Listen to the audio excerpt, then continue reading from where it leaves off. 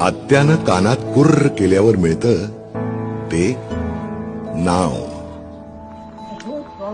आणि वाडवडिलांच्या पुण्याईनं मिळतं ते गाव. हीच खरी आपली ओळख. वेल सेटल होण्याकरता गावाच्या पिंजऱ्यातून उडालेल्या पाखरांना बघा जमलं तर परत माघारी फिरता आलं तर.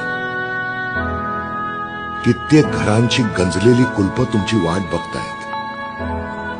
या काळ्या मातीत फक्त धान्य नाही, तर कित्येक धनवान घडविण्याची ताकद आहे.